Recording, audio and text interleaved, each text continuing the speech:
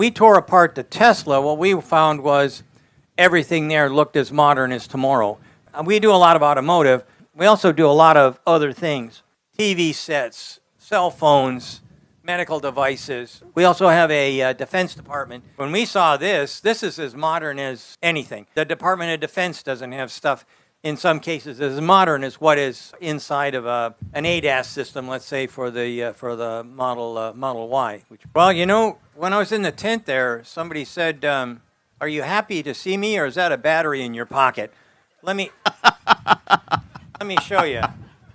This, to me, is the biggest advancement because it's a third of the weight, almost double the power. This basically is going to put everybody at the sidelines. Underneath the skin, you're looking at this absolutely brilliant electronic architecture, electrical architecture, software to die for, ADAS that's 10 years ahead of everybody else, on and on and on.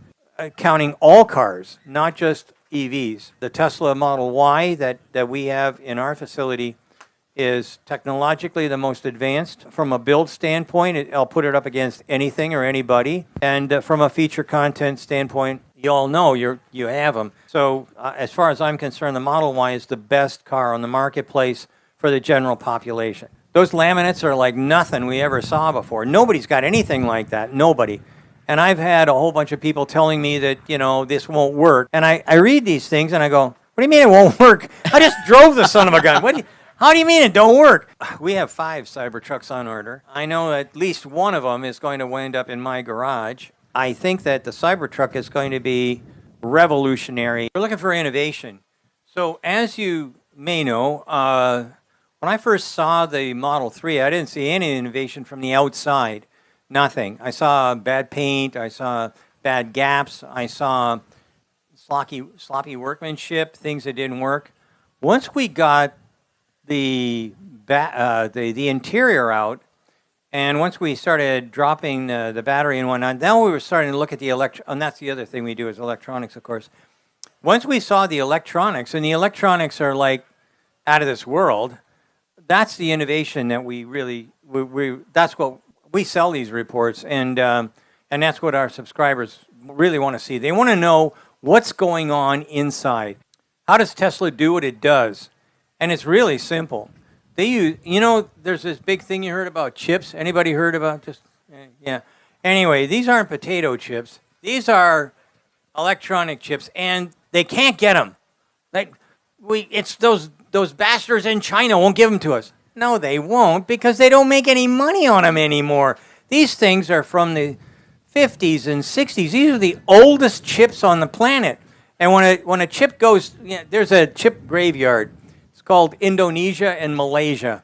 And they ship the old machines there. Well, not even those guys want to make those old-fashioned chips because they can't make any money at them. There's too much silicon inside, and there's not enough profit. The cheapskates don't.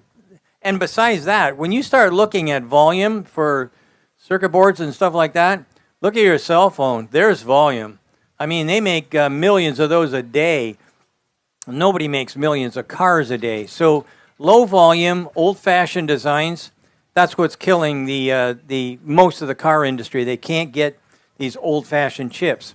So when we tore apart the Tesla, what we found was everything there looked as modern as tomorrow. We do a lot of automotive, but we also do a lot of other things. TV sets, cell phones, medical devices, and we also have a defense department, and we're always looking for the type of innovations, a step change from wherever the industry are that we're analyzing. And so what we did was, when we saw this is as modern as anything. The Department of Defense doesn't have stuff, in some cases, as modern as what is inside of an ADAS system, let's say, for the Model Y. You brought up that kind of change, and I think it's really good to kind of see it from your perspective, because you have been in the automotive industry for so long. You've seen the inside and how a gas vehicle is built, and then now all the way to the most modern EV vehicles, how they're built.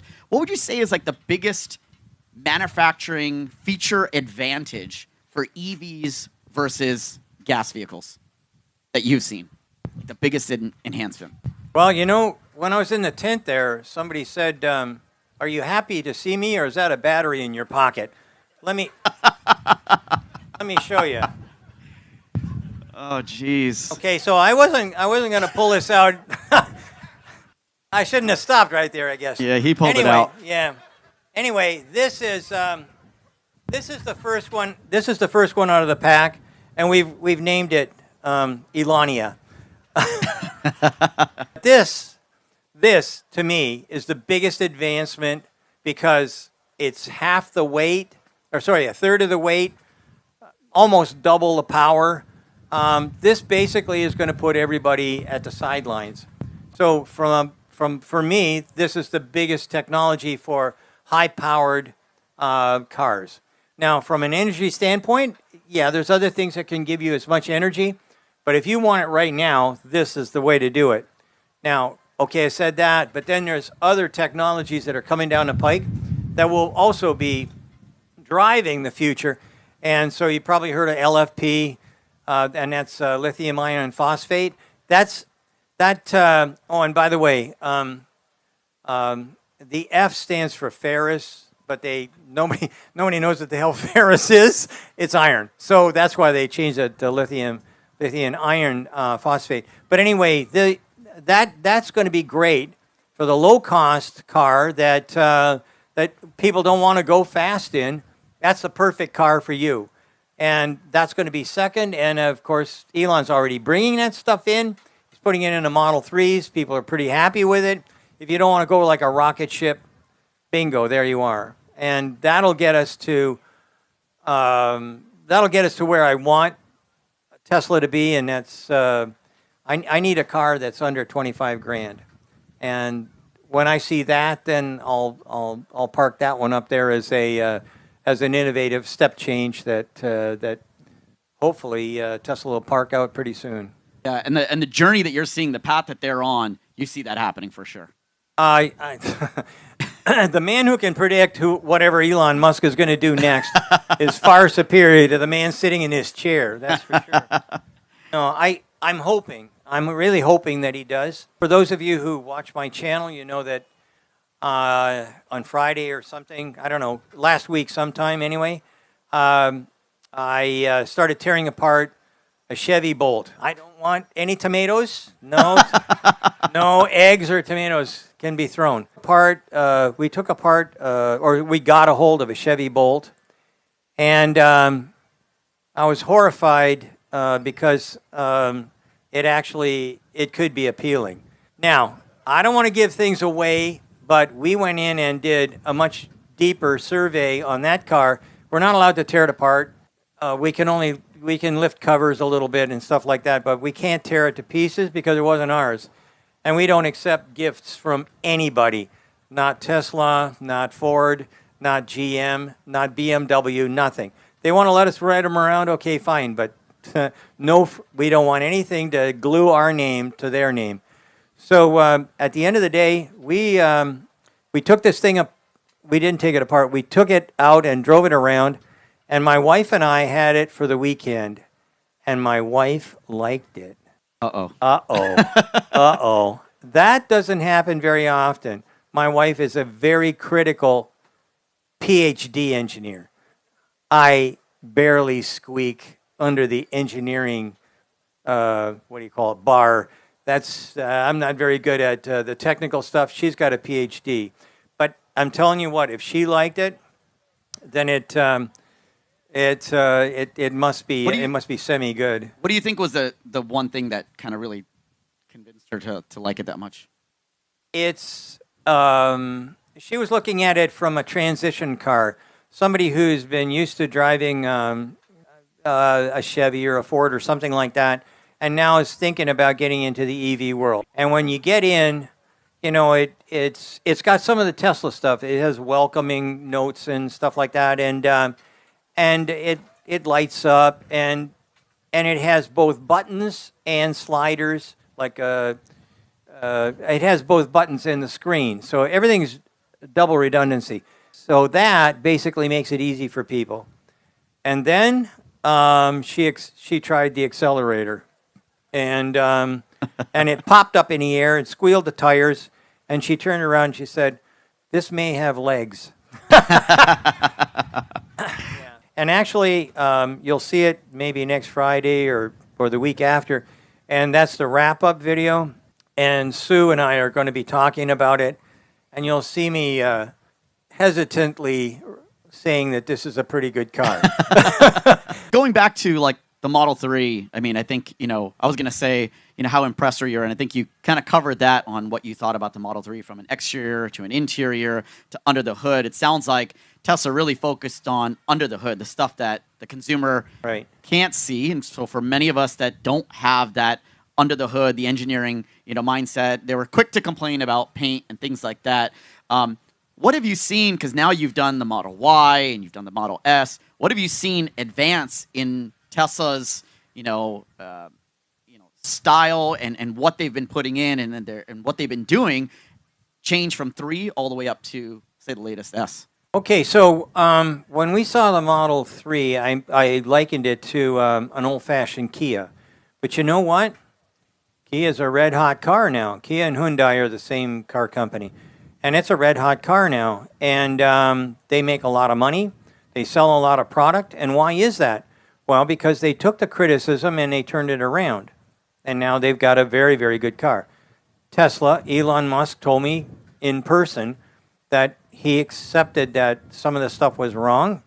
And he made a commitment on our YouTube channel that he was going to make it better. And he did. So what we have in our facility is a BMW with a Tesla badge on it. That's what it is. It is a perfect build. We have no trouble with any of the componentry that's inside.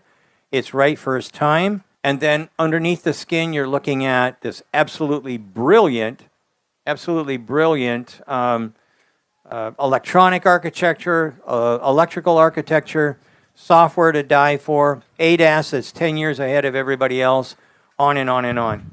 So I believe that for me, counting all cars, not just EVs, the Tesla Model Y that we have in our facility is technologically the most advanced.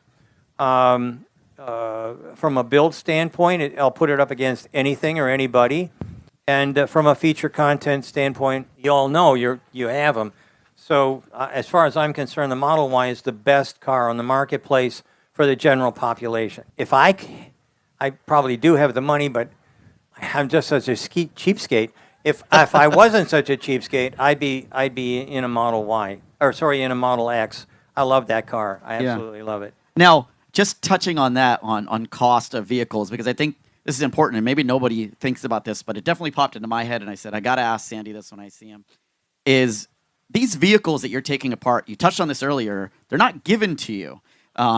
That means Munro and Associates is buying them. Yeah, so you're buying these cars, taking them apart, and if you're pulling batteries out, means can't go back together, correct? Right. So yeah, nothing goes back together. Sometimes we'll sell bits and pieces. Some people have bought the rotors. That rotor that came out of the Plaid, that's like, those laminates are like nothing we ever saw before. Nobody's got anything like that. Nobody. And I've had a whole bunch of people telling me that, this won't work. And I read these things and I go, what do you mean it won't work? I just drove the son of a gun. How do you mean it don't work? And at Tesla, I don't see that. I see people going up and saying, I think we can do that better. Why don't we do that better? We should do that better.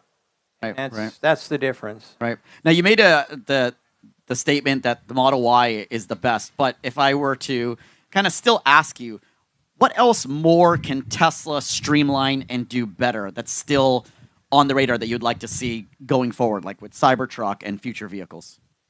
Well, we have 5 Cybertrucks on order.